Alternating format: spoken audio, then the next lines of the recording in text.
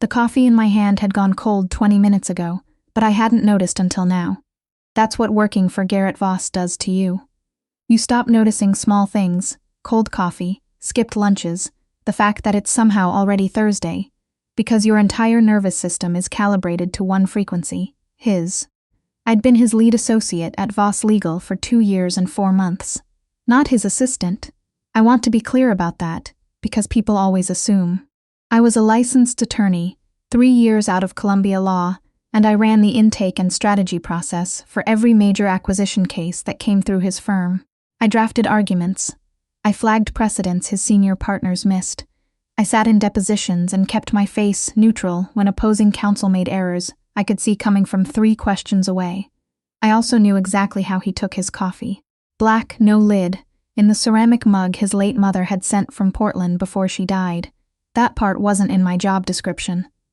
It just happened, the way a lot of things happened around Garrett Voss. Quietly, without discussion, as if the arrangement had always existed and simply needed someone to notice it. His office was on the 31st floor of a building in Midtown that made other buildings feel apologetic. The corner suite had floor-to-ceiling windows that faced south, and on clear days you could see all the way to the harbor. I'd spent enough early mornings there to know that the light changed around 6:50, going from gray to gold, in a way that made the whole city look like it was just deciding to exist. I was reconciling discovery files on a Tuesday morning when his voice came through my office line, that particular, flat tone that meant he was already several steps ahead of wherever I thought the conversation was going. The Harlow deposition, where are we? I didn't look up from my screen. Transcripts reviewed, annotated, and on your desk, left side under the Mercer correspondence. I flagged 3 inconsistencies in the timeline they gave opposing counsel. They're color-coded. A pause. You flagged them before I asked you were going to ask. Another pause longer. Something that might have been amusement. Come in. I gathered my files, smoothed the front of my blazer, navy, fitted, the kind of professional I'd spent 3 years learning to perform, and walked into his office. Garrett was standing with his back to me, the way he always did when he was thinking. Dark suit, no tie yet, the collar slightly open. He had the kind of stillness that other people in the room instinctively adjusted themselves to, like he was a fixed point and everyone else was finding their orbit. The timeline inconsistencies, he said without turning. Walk me through your reasoning. I knew this game. He wasn't asking because he didn't understand. He was asking to see if I'd defend the work or second-guess it. I'd learned in month 3 to do the former. Their witness placed the first communication on March 4th, but the document logs they produced show the initial file access was March 2nd. Either the witness has a faulty memory, or someone modified the metadata after the fact, which opens questions about spoliation. I paused. I assume we prefer the latter interpretation. He turned then. Garrett Voss had gray eyes that were almost unsettling in their attention, the kind that made junior associates lose their train of thought mid-sentence. I'd stopped losing mine somewhere around month 6. Assume correctly. Something shifted in his expression, the slight loosening around the jaw that I'd come to recognize as approval. Have the motion drafted by 4? It's already drafted. The version on your desk is the 3rd revision. He looked at me for a moment in a way that was harder to categorize. Not professional assessment, something quieter. Efficient as always, Miss Hartwell. I turned to leave. His voice stopped me at the door, the gift basket in the lobby. Security flagged it as addressed to you. I paused with my hand on the frame. I wasn't expecting anything, hadn't ordered anything. I don't know what that is. It arrived this morning. Wine, specialty items, quite an elaborate arrangement from what Donnelly described. His tone had gone carefully flat, which somehow made it more loaded. An admirer, apparently. Heat crept up the back of my neck, but I kept my voice level. That's unlikely. I don't have admirers. Everyone has admirers, Miss Hartwell. He turned back to the window. Some are simply more strategic about timing. I went back to my desk, the Harlow motion suddenly less pressing than the question of who would send me a gift basket at work, to a law firm with my name on it. By 11, Serena from the 3rd floor had already texted me twice about it. She worked in corporate compliance and had the information-gathering instincts of someone who should have been in counterintelligence. They're saying it's from someone in real estate. Very high-end. The card says, "For the woman who makes every room better." No name, just initials, KW. I stared at my phone. "Do you think it's from him?" she had added, followed by 3 eyes emojis. I knew exactly who him meant. The entire floor had opinions about Garrett Voss and me, none of which I'd invited. "It's not from him," I typed back. "He sends documents, not wine." But the afternoon had an edge to it that wasn't usually there. Garrett called me into his office twice for things that could have been emails. Each time I felt his gaze tracking something, though his expression stayed arranged into its usual composed distance. At 5:15, Donnelly from security appeared at my door. "Mrs. Hartwell, Mr. Voss has asked that the package be removed from the building. I can have it sent to your car." "That's not necessary. It can stay in reception." He was specific. Donnelly's expression didn't change. He'd like it gone. I went down to the lobby. The gift basket was waiting by the front desk. Beautiful, actually. Dark bottles, artisan packaging, something small and wrapped in the center that I hadn't gotten close enough to examine. As I reached for it, Garrett came out of the private elevator. He walked directly toward it. "Have this sent out," he said, quiet and controlled, to Donnelly. "Tonight." Donnelly hesitated. "Sir, it's addressed to Miss Hartwell." "I'm aware of that." His voice hadn't raised. It didn't need to.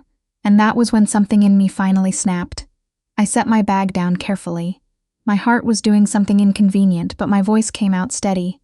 "With respect, Mr. Voss, that's mine. If anyone's deciding what happens to it, that's me." He turned to face me fully, and the look on his face was nothing I'd categorized before. Not professional, not distant. Something raw and poorly concealed, visible for exactly 3 seconds before he locked it back down. "You want to keep a gift from someone who hasn't introduced himself. I want to make that call myself."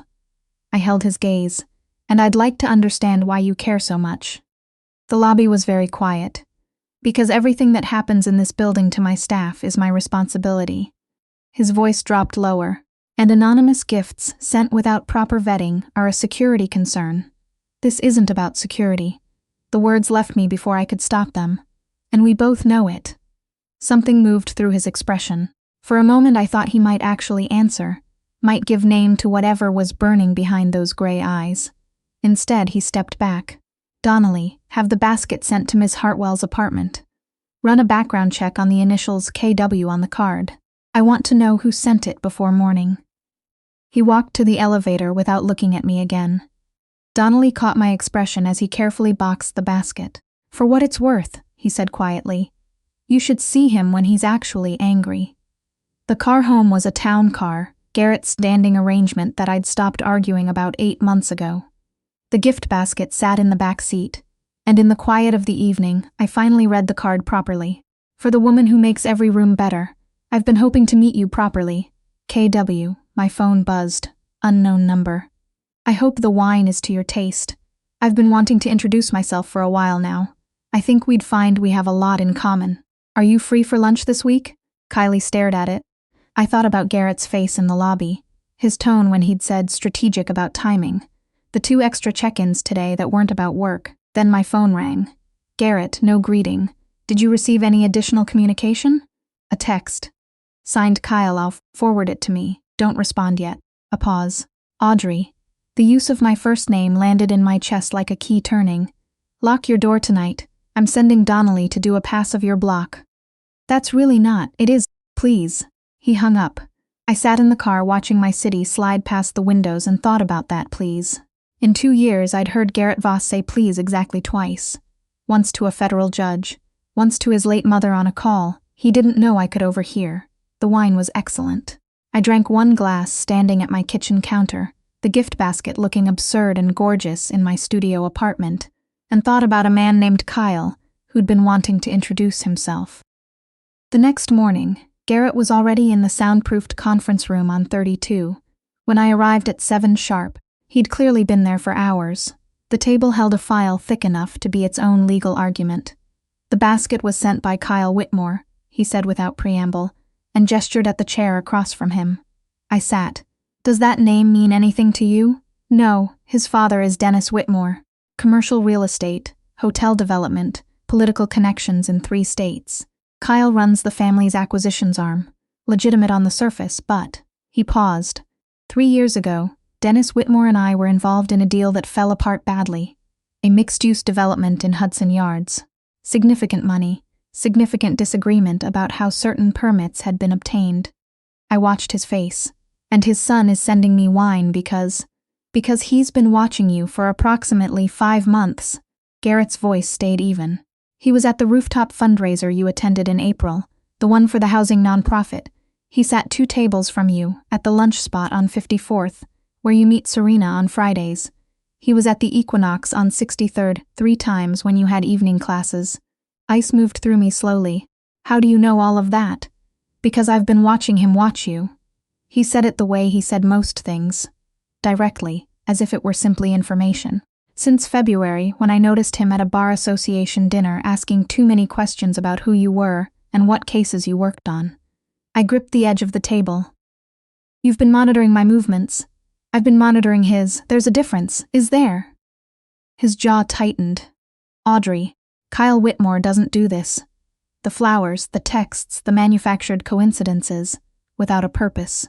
His father lost something significant 3 years ago, and he knows you handle my most sensitive acquisition work.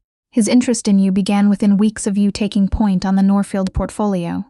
The Norfield portfolio, 63 properties, a constellation of LLCs, the most complex file I'd managed in 2 years. I processed what he was saying.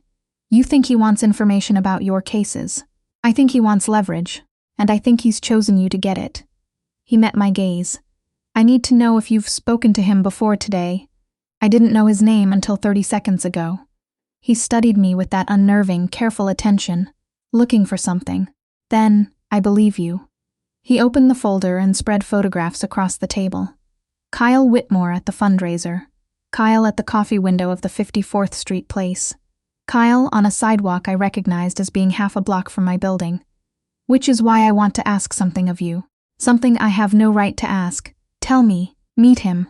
Accept his lunch invitation. Let him believe his approach is working while we document what he's actually after. I looked at the photographs, then at Garrett. You want me to spy on him. I want you to help me protect what I've built. He came around the side of the table until there was maybe 2 feet between us. You've been here 2 years, Audrey. You know things that could cause serious damage if they reached the wrong hands.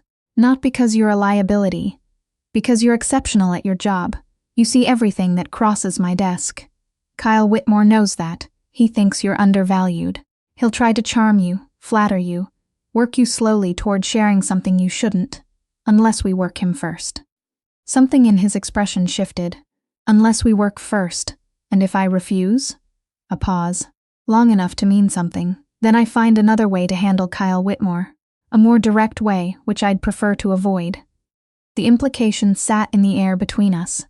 I'd spent 2 years carefully, not thinking too hard about the things Garrett Voss was capable of when someone threatened what was his. I thought about it now. You're asking me to go into something dangerous. I'm telling you what the danger already is. You're in it regardless. I'm giving you the choice of how to meet it. I stood up, walked to the window. The city was doing its morning thing, all motion and indifferent scale. I'll do it, I said, but I have conditions. The preparation took 4 days. Donnelly briefed me on what to look for, how to carry myself, what questions would signal a real probe versus casual conversation. Serena, who it turned out had a background in financial compliance investigation before law school, helped me understand the specific documents Kyle would be most interested in. Garrett oversaw all of it with barely contained tension, interrupting constantly, adding contingencies to contingencies. On the 3rd evening, when everyone else had left and I was alone in the conference room, reviewing surveillance images of Kyle Whitmore, he appeared in the doorway. You don't have to do this, he said.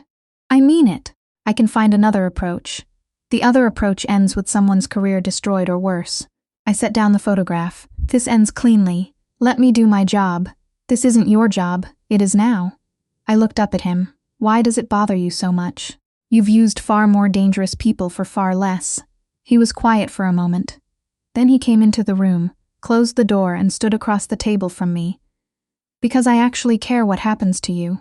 The words came out rough, like he hadn't entirely planned them. Because the thought of Kyle Whitmore sitting across from you, performing interest, trying to work you, It makes me want to make decisions that aren't strategic. I held very still. What kind of decisions? The kind that end the problem immediately and permanently. He looked away. Forget I said that. I can't forget it. I waited until he looked at me again. Garrett. He went still at his own name. When this is over, I said, we're going to have a conversation. A real one. About what you just said. About what this actually is. The silence stretched. Agreed, he said finally. Both parts. The lunch with Kyle Whitmore was at a restaurant in the West Village that I'd heard of but never been to. The kind of place that doesn't take reservations from people who need to ask how to get one. I wore a gray dress I'd bought myself. Nothing borrowed, nothing expensive. I wasn't there to perform anything except a woman cautiously curious about a man who'd sent her a very nice gift basket. Kyle Whitmore was handsome the way a well-produced advertisement is handsome. Everything calibrated, nothing accidental. He stood when I came in, smiled like he'd been looking forward to this, shook my hand with the right amount of warmth. Audrey, thank you for coming. I was starting to think I'd overplayed my hand with the basket. It was a lot, I agreed, sitting across from him. I'm still deciding if it was charming or alarming. He laughed. It sounded genuine. I filed that away. The first 20 minutes were pleasantries. His work, my work, the neighborhood. A chef he knew. He was good at this. Relaxed, interested, asking questions that felt personal without being intrusive. The kind of conversational skill that takes practice. Then carefully. You've been at Voss Legal for what, 2 years now? 2.5. And you run the acquisitions intake, right? That's a significant role. It is. Garrett Voss has a reputation for being particular about who he trusts with that work. He said Garrett's name the way people say the name of someone they've studied. You must have made quite an impression. I do good work. I don't doubt it. His smile stayed warm, but something sharpened behind it. What's he like, privately? He's a bit of a cipher to most people. I tilted my head slightly. Why are you asking? Curiosity. My family had some dealings with him years ago. It didn't end well. A pause that was carefully weighted. I'm not holding a grudge, but I'd be lying if I said I wasn't interested in understanding him better. Whether he's someone worth engaging with again, or someone who should simply be given a wide berth. And you think I can answer that? I think you're the closest person to him professionally. And I think, his dark eyes held mine, that maybe you don't get enough credit for it. There it was. The first angle of approach. Not hostile, not crass. Just a slow levering of the wedge between me and the thing I was supposed to feel undervalued by. I get exactly the credit I earn, I said pleasantly. Can I ask you something? Of course, why me? You've been at enough of the same places I've been at to introduce yourself a dozen times. The April fundraiser, the lunch spot on 54th. I watched his expression very carefully. Why the gift basket instead of just walking up and saying hello? For just a second, 1 second, the smoothness slipped. Then it came back. I wanted to make an impression. You're not someone who responds to the ordinary. How would you know what I respond to? I've been paying attention. His voice stayed easy, but something had recalibrated. He knew I was more perceptive than he'd anticipated. Is that unsettling? It's information. I held his gaze. So is the fact that you knew exactly which lunch spot to mention just now. The silence between us changed quality. You're very direct, he said. I'm an attorney. What did you expect? He laughed again, and this time it didn't sound rehearsed. He reassessed, visibly, and then shifted. All right. The truth is that I noticed you at that fundraiser and thought you were extraordinary. And then I found out who you worked for, and it complicated things. My father spent 2 years rebuilding after his deal with Voss fell apart. I watched that happen. His voice hardened slightly. So yes, I was curious about the woman who knows his operations best. But that doesn't mean my interest in you isn't genuine. It means it started as something else. Most interesting things start as something else, we ordered. The food was as good as advertised. By the time coffee arrived, Kyle Whitmore had made it explicit. He wanted information about specific properties in the Norfield portfolio, the names of the municipal contacts Garrett used, the routing on 2 LLCs he named with uncomfortable precision. He offered $75,000 for what he called a consulting arrangement, framed it as correcting an injustice, as me finally being compensated at the level I deserved, as an easy transaction that hurt no one. I told him I needed to think about it. He believed me. That night, from my apartment, I recounted every word to Garrett. When I finished, there was a silence on the phone that I'd learned to read. Not absence, but processing. "You were perfect," he said finally. "Better than I planned for. He's going to move fast. He thinks he has me. Which means we move faster." A pause. "Audrey, I meant what I said last week. You can stop here. I have enough to pursue this without you." "How?" "By starting the war you said you wanted to avoid. By making a referral to the DA's office with what we have. It's thinner, but it works. Or I meet him once more. Let him make the offer on record, explicit, no room for interpretation, and then we give the entire package to the U.S. Attorney's Office." I paused. "I know you have a contact there, don't pretend you don't." A longer silence. "That's a more complete solution," he admitted. "I know. It puts you in the room one more time with someone who is not what he presents himself as." "I've been in rooms with difficult men before." I said it evenly. Let the implication land. "I know how to take care of myself, Garrett." A pause. "Different from the strategic ones. More personal." "I know you do. That's not actually the problem." His voice dropped. "The problem is that I kissed you 3 days ago. You didn't. I wanted to. The problem is that I have wanted to since probably month 8, and now I'm asking you to have dinner with someone who wants to use you. And every part of this situation is something I don't have clean hands about." I sat on my bed in my apartment, the city going dark outside my window, and let that land properly. "Why month 8? I asked quietly. "You told a senior partner at Crawford & Mills that his reasoning on the Martinez case was structurally flawed, to his face, in his own conference room, and you were right." A short exhale. "He knew you were right, and you didn't soften it." I'd never seen anyone do that without calculating the social cost first. I calculated it, and decided it didn't matter. It didn't. No. His voice had something in it I hadn't heard before. It really didn't. I lay back on my bed. One more meeting. Then we end this, and we have the conversation we agreed to have. One more meeting. A beat. "Audrey." "Yes, after this is over, I want to actually show you something. Who I am outside of that office, if you'd still want to see it." "I've been wanting to see it for 8 months, I said. "Ask me properly when this is done." We chose a wine bar in the Flatiron for the second meeting. Public, well lit, full of people who'd notice if something went wrong. Garrett's contact in building security had placed a listening device I won't describe in detail. 2 people I didn't know sat at separate tables within sightline. Kyle Whitmore was more confident this time. He'd taken my hesitation as encouragement. He laid out the offer more formally this time, the same $75,000, structured as a consulting retainer, with specific deliverables that amounted to 4 pieces of information that would allow him to challenge the validity of 2 properties in the Norfield portfolio and expose the LLC structure to hostile scrutiny. He'd done his homework. He knew exactly what he wanted. He also, in the span of 20 minutes, made it clear that if I didn't accept, he had enough circumstantial information about my access to Garrett's files to create a narrative that would be difficult to defend against. "Not a threat," he said. "A reality." That was his mistake. I set down my glass. "I want to make sure I understand what you're offering. It's straightforward. $75,000 in exchange for proprietary client information, LLC documentation that I accessed in my professional capacity, and the names of municipal contacts on a closed acquisition." I held his gaze.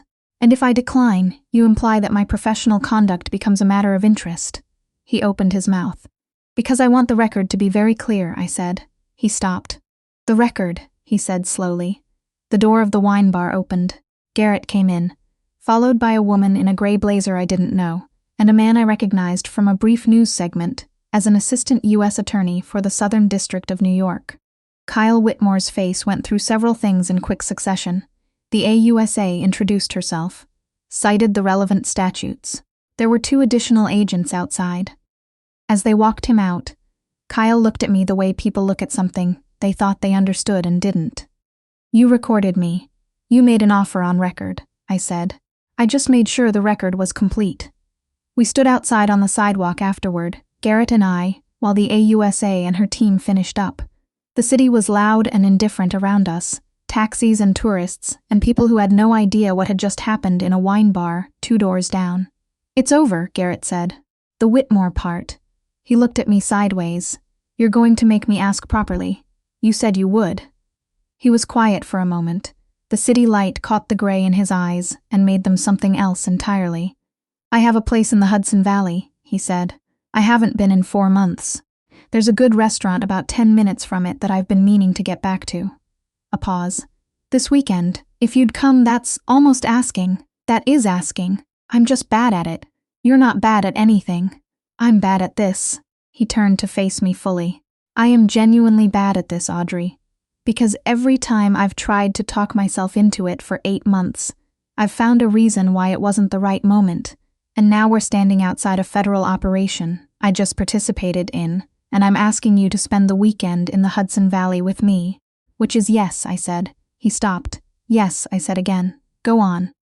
Something in his face did what I'd been waiting 8 months to see, the absolute drop of all that careful, constructed composure just for a second, just for me.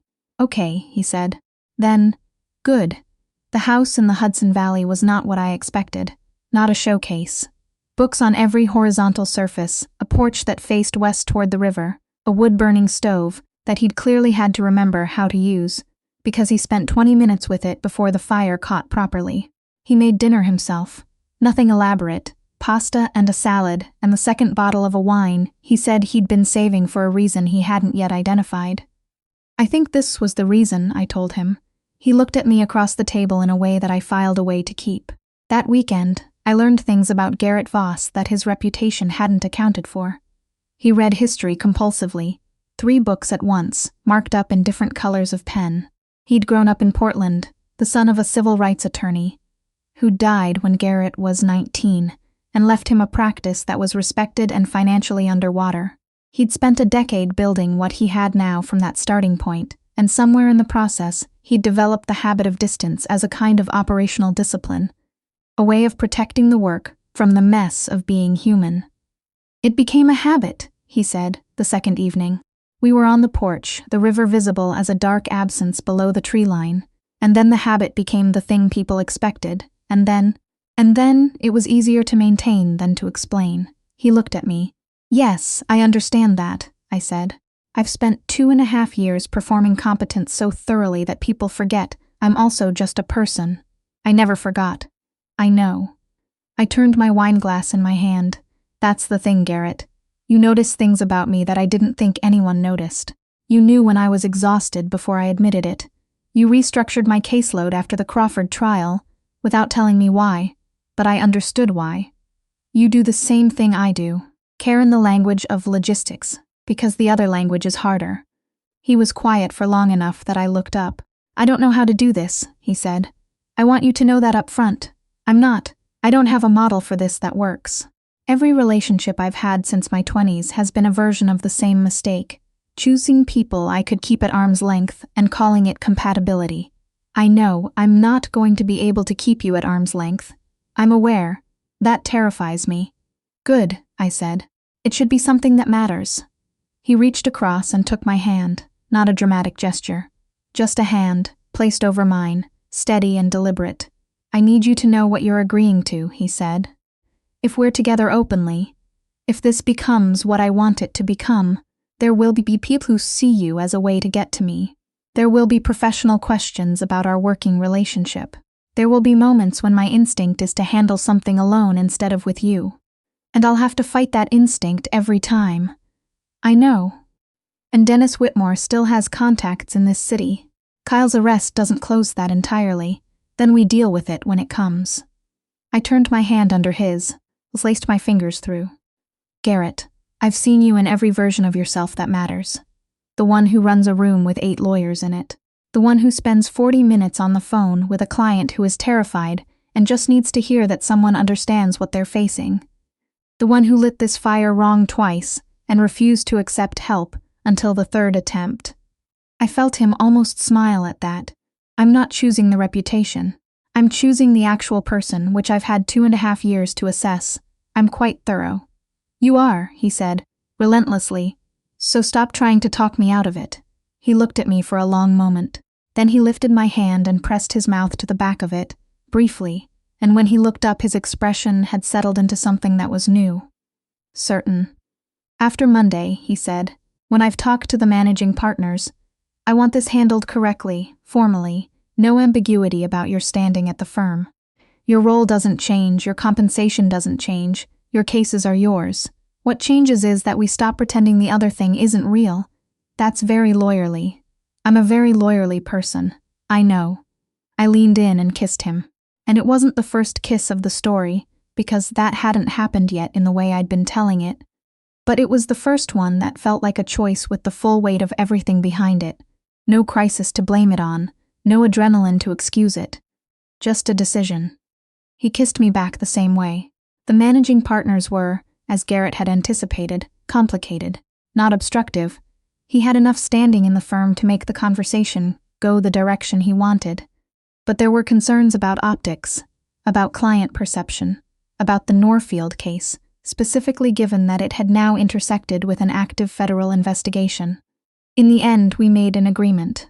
I would transition out of being his direct report over 90 days, moving into a senior associate position that reported to the litigation chair instead. My caseload remained mine. My compensation increased. The arrangement was documented, transparent, and would satisfy any bar ethics review. You planned that outcome, I told him the evening after, in his apartment, which had become something I could navigate in the dark. I planned several outcomes. That was the best one. He handed me a glass of wine. Are you unhappy with it? I'm making my own client list, I said. I've been thinking about going independent. Maybe this is the moment. He looked at me steadily. I'd help you build it. I know. But I want to build it myself. Of course you do. He didn't say it like a defeat. He said it like the only answer that made sense. I'd still help if you'd let me. You can be my first referral. Done. A year later, I had a practice with 4 clients, 2 of whom had come from Garrett's network and 2 from my own. The office was a sublet on Park Avenue South. Nothing grand, everything functional. A coffee maker that I'd chosen myself and operated exactly how I wanted. Garrett still called in the mornings. Not about work. There was no work between us anymore, not formally. He called because the distance between his apartment and mine was 11 blocks, and he had opinions about my commute, and because we were 2 people who had spent 2 years communicating primarily in logistics and hadn't fully broken the habit. I didn't want to break it. The logistics were a love language we'd both grown up speaking.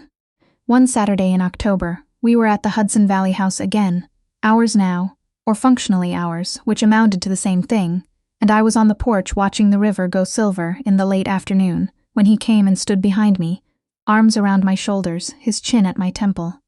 Happy? He asked. Terrified and happy, I said. Is that a valid combination? Extremely. His arms tightened slightly. I've been thinking about something. That sounds like how you start difficult conversations, or important ones. I turned to look at him. He was watching me with that expression I'd filed away from the sidewalk, outside the wine bar. The one where all the careful composure was just gone, no effort to maintain it, nothing between us but what was actual. I don't do things without thinking them through, he said. You know that about me. You think about everything 3 times before you act. 4 usually. A small, rare smile. I've been thinking about this for approximately 6 months.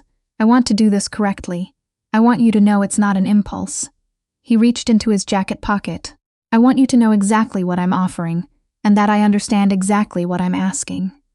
The ring was platinum, simple, an emerald-cut diamond that caught the river light. I love you, he said. That's the whole argument. I've tried to construct something more elaborate, and it keeps coming back to that. You make me want to be honest about what matters. That's the thing I didn't know I needed, and now I can't imagine not having it. I looked at him for a long moment. This man I'd walked into a room to work for, and stayed because the work was good, and the person behind it was better than his reputation, and then better than I'd let myself understand, and then finally, completely, undeniably someone I'd chosen with everything I knew. Yes, I said. Obviously yes. He laughed. A real one. Startled and warm, and nothing like the controlled exhale I was used to hearing from him. He put the ring on my finger. He kissed me in the October light, with the river below us, and the fire he'd learned to start correctly starting to come through the windows from inside the house. I thought about the gift basket, sitting on my kitchen counter, the night this all began.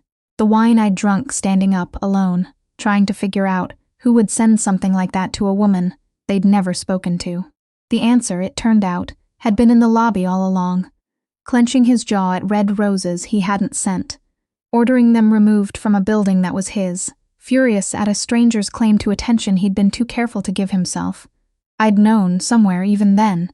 I'd just been waiting for him to catch up. Some things arrive in the wrong packaging, some of the best ones do.